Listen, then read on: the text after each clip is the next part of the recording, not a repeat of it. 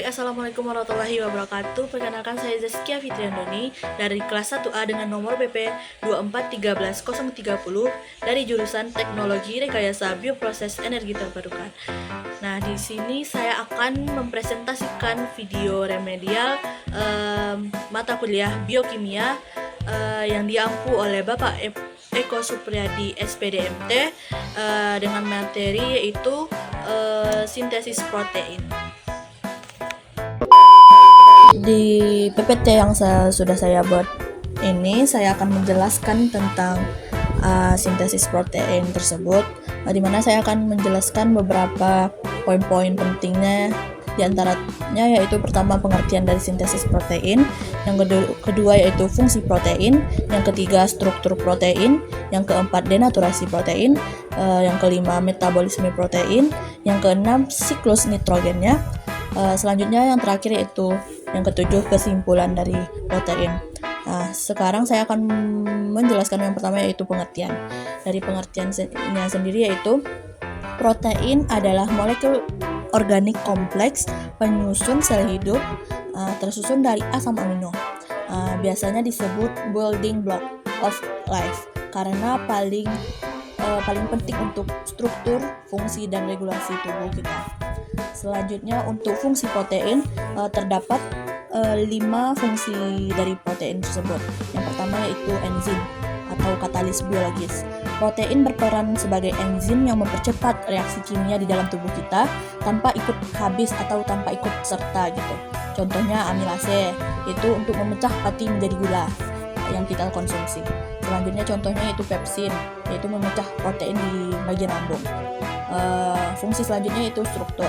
Protein menyusun bagian penting tubuh sehingga memberi bentuk dan kekuatan pada tubuh. Contohnya kolagen.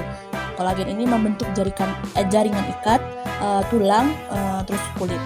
Selanjutnya yaitu contoh dari fungsi struktur yaitu keratin, yaitu untuk menyusun rambut, kuku, dan kulit.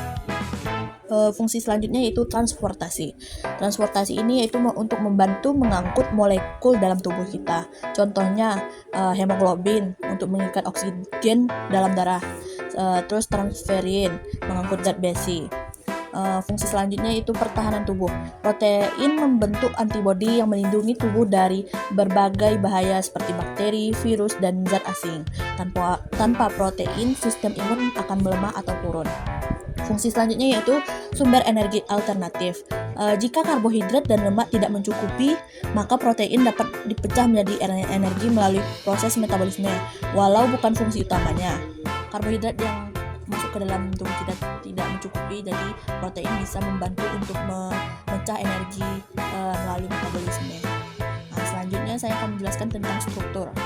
Struktur protein terbagi menjadi 4 tingkat struktur, yaitu yang pertama struktur primer, struktur sekunder, struktur tersier, dan struktur kuarter. Yang pertama yaitu struktur primer. Struktur primer itu di mana urutan linear asam amino terikat dengan ikatan peptida. Ibaratkannya yaitu huruf-huruf yang menyusun kata-kata. Selanjutnya struktur sekunder. Struktur sekunder ini terbentuk karena adanya ikatan hidrogen antara gugus dalam rantai asam amino. Biasanya bentuk umumnya kayak atom helix atau spiral. Spiral itu yang berbentuk pegas yang membentuk pegas. Nah, selanjutnya ada beta sheet yang membentuk lipatan atau lembaran-lembaran lipatan. Contohnya seperti fibroin sutra itu pada beta sheet atau keratin pada alpha helix. Selanjutnya struktur tersier. Pada struktur tersier terbentuk 3 dimensi dari satu rantai polipeptida karena adanya ikan hidrofobik, terus ionik, dan disulfida. Untuk menentukan fungsi spesifik protein, misalnya kayak enzim. Selanjutnya ada struktur kuarter. Untuk struktur kuarter ini yaitu gabungan dari beberapa polipeptida yang berinteraksi menjadi satu unit fungsional. Contohnya si hemoglobin terdiri dari 4 subunit protein. Jadi fungsi protein sama dengan dengan struktur itu berhubungan langsung. Karena semakin kompleks strukturnya, maka semakin spesifik pula fungsinya. Nah, poin selanjutnya saya akan menjelaskan tentang denaturasi protein. Denaturasi protein ini merupakan perubahan struktur akibat panas, pH ekstrim, logam berat, seperti atau contoh-contoh lainnya. Nah, itu tuh menyebabkan hilangnya fungsi dari protein tersebut. Contohnya putih telur yang terlalu matang jika direbus terlalu matang, jadi akan menghilangkan manfaat atau fungsi dari putih telur tersebut. Nah, selanjutnya yaitu metabolisme protein. Metabolisme protein ini biasanya terdapat pada pencernaan, yaitu di mana protein akan menjadi asam amino yang direaksikan oleh enzim atau direaksikan oleh enzim atau dibantu oleh enzim. Nah, yang selanjutnya adalah absorpsi, yaitu asam amino tersebut diserap oleh usus halus.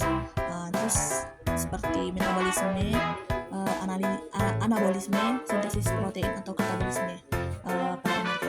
Selanjutnya yaitu siklus nitrogen. Biasanya siklus nitrogen ini yaitu dari asam amino ke deaminasi ke amonia, lalu akan diubah jadi urea di hati dan diekskresikan melalui urin. Jadi dari penjelasan saya di atas, kesimpulannya yaitu dapat saya tarik kesimpulan yang sangat singkat, yaitu protein adalah biomolekul esensial yang menyusun, mengatur, dan menjaga fungsi setiap unit-unit dalam tubuh pada kehidupan. Nah, baik, mungkin hanya itu yang dapat saya sampaikan dan jelaskan. Semoga apa yang saya sampaikan tersebut bermanfaat. Mohon maaf jika ada kesalahan. Wassalamualaikum warahmatullahi wabarakatuh.